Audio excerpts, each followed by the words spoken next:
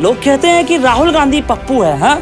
तो सच में बताता हूँ आपको, पूरे भारत में राहुल गांधी के जैसा मजबूत नेता आज की तारीख में भारत में नहीं है। ये बात नरेंद्र मोदी जी भी जानते हैं और ये बात अमित शाह भी बड़े अच्छे से जानते हैं। पर राहुल गांधी की काबिलियत वही लोग जानते हैं जिनको जियो पॉलिटिक्स की समझ है, अच्छी समझ।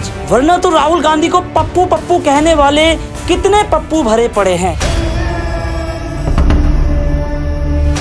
आपको याद होगा जब राहुल गांधी जी ने जातिगत जनगणना की बात की थी, तब पूरी भाजपा ने राहुल गांधी का मजाक उड़ाया था। कुछ लोग तो कह रहे थे कि बटोगे तो कटोगे, तो कुछ लोग कह रहे थे कि एक है तो सेफ है, और मीडिया ने तो दलाली की सारी हदें पार कर दी थी। उसने तो राहुल गांधी को यह कहा था कि राहुल गांधी देश बांटने की बात कर रहे हैं। लेकिन सच तो यह है, आज भी राहुल गांधी को उनके आसपास रहने वाले उनके अपने ही गद्दारों ने घेर रखा है। सर, आपको लगता है कि कांग्रेस राहुल गांधी के साथ है, पर ऐसे कई मौके आए हैं जहां पर उनके अपने ही लोगों ने उनको अकेला छोड़ दिया है, पर वो व्यक्ति अकेला रहने के बाद भी टूटा नहीं।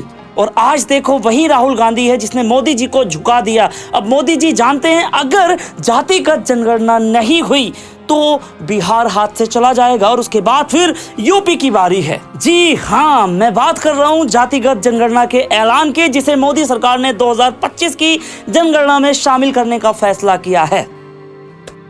बढ़िया बात है ना। ये खबर जितनी अहम है उतना ही दिलकश इसका सियासी ड्रामा है। तो चलिए इसे समझते हैं। तो सबसे पहले ये समझते हैं कि जातिगत जनगणना क्या है। ये एक ऐसी प्रक्रिया है जिसमें देश की हर एक जाति का डाटा इकट्ठा किया जाता है।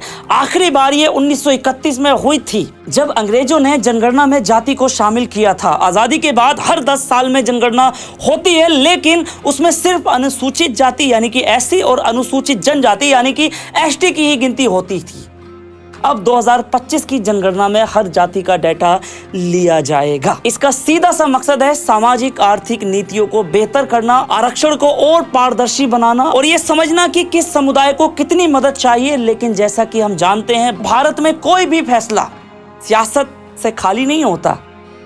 अब थोड़ा सा पीछे चलते हैं। जातिगत जनगणना की मांग लंबे समय से हो रही थी और इसमें सबसे मुखर जो नाम आता है वो राहुल गांधी का आता है। 2021 में राहुल गांधी ने कहा था, जातिगत जनगणना के बिना सामाजिक न्याय अधूरा है। डाटा होगा तभी तो पता चलेगा कि किस जाति को कितना हक मिलना चाहिए। उस वक्त कई लोगों ने इसे सियासी स्टंट, खासकर सरकार के समर्थकों ने तंज कसा था कि ये सिर्फ वोटों के लिए समाज को बांटने की कोशिश हो रही है। लेकिन अब जब सरकार ने ऐलान कर दिया है तो सवाल उठता है, जिन लोगों ने राहुल गांधी की बात को मजाक उड़ाया था वो अब क्या कहेंगे। मैंने कुछ सोशल मीडिया की पोस्ट देखी थी। पहले जो लोग राहुल गांधी पर हंसते थे, अब वो थोड़े से असमंज से हैं।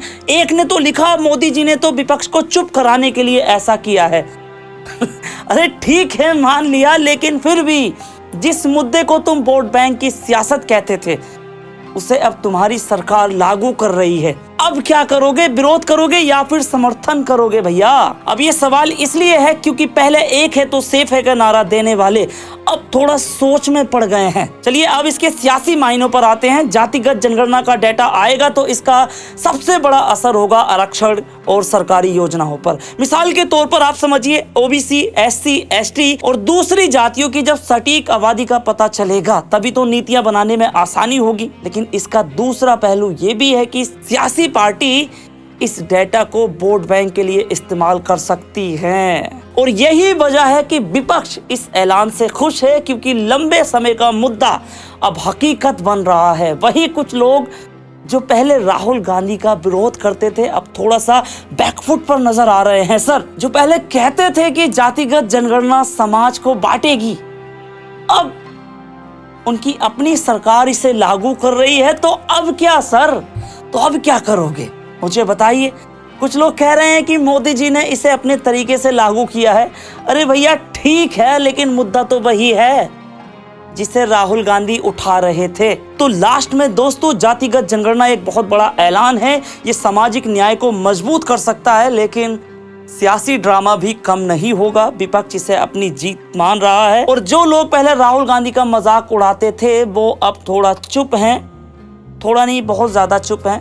मैं तो कहूँगा सियासत में कुछ भी स्थायी नहीं है भैया। आज जो मजाक उड़ा रहे हैं, कल को वही लोग आपकी वाहवाही भी करेंगे। कल यहाँ तक आए तो प्लीज वीडियो शेयर और चैनल सब्सक्राइब करें। जय हिंद।